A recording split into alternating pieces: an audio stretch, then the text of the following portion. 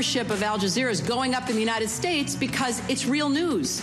You may not agree with it, but you feel like you're getting real news around the clock instead of a million commercials and, arguments between talking heads and the kind of stuff that we do on our news, which, is not particularly informative to us, let alone foreigners.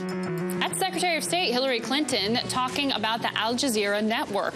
Our next guest, Columbia University President Lee Bollinger, agrees, saying while Americans may not be getting the full story as to just what is happening right now in the Arab world. Mr. Bollinger is also the New York Fed chairman, and he wrote a column on this topic for Bloomberg just yesterday. He joins us live. Welcome back to In Business. Thank you. A few years ago, different administration, it would be shocking to hear a Secretary of State defending Al Jazeera. What has happened with this so-called Arab Spring that has changed the concept? Well, I think a number of things have happened, but I think the most important is that increasingly we realize we live in a global marketplace of ideas, and it's extremely important that we in the United States hear what's going on around the world, but in particular how people around the world view those events. So we need to hear what's happening through the eyes of others, and then the rest of the world really needs to hear how our press sees what's happening in the world. So those two things have become increasingly important. I think the second thing that's happened is that the various government-funded media like CCTV and BBC, France 24, Al Jazeera, have taken up a greater and greater place in the public discussions around the world. So those two things have been very important. Well, Al Jazeera right now in the United States is only available to about 100,000 households, but around the world, particularly the Arabic language network, they've got tremendous influence, tremendous reach. You argue that Al Jazeera should be made available in the United States more widely as part of the conditionality of this FCC decision with Comcast and NBC. Explain what you're proposing. Well, essentially, as you said, Al Jazeera English now reaches only about 100,000 people in the United States, just in a few little areas of the country. If you believe, as I do, and I think many people do, that our ability to function in the world depends upon our knowing what the rest of the world thinks, then you want to find ways to increase the presence of foreign journalism in the United States.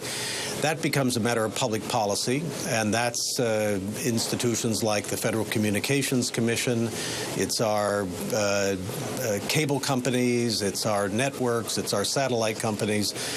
And essentially the point is that we should be devising our public policies in order to increase the availability of foreign press organizations in the United States. And that can be done. Now, to be fair here, there is some complication in terms of law in the United States with foreign ownership of media organizations. In any way, do you think that there are, regulations or problems here, or is this purely just a business decision that keeps distribution? Right. It's not just a business decision. It's really a matter of our public policy, and it's a matter of our First Amendment. In this country, in the last century, we realized that we had to have a national public forum and that local jurisdictions could not have their own rules about freedom of speech and press. And so we developed a national policy about this.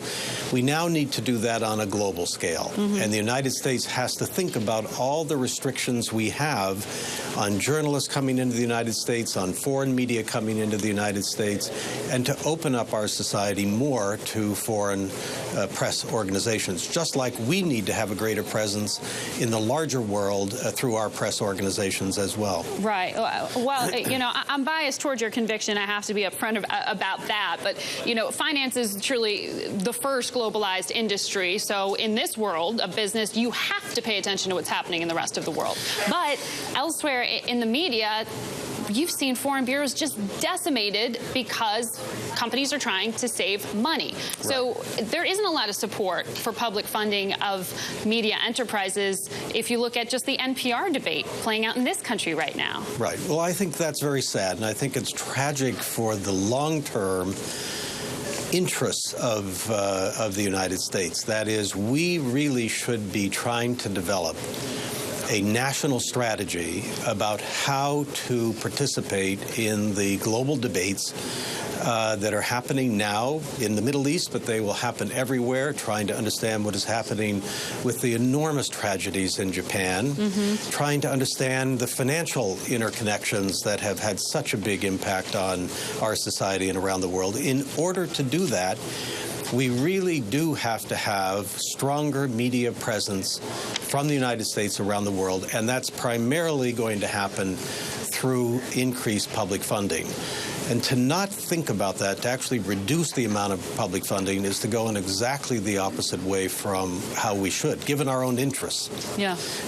Lee Bollinger, thank you so much for sharing your point of view with us today. Thanks.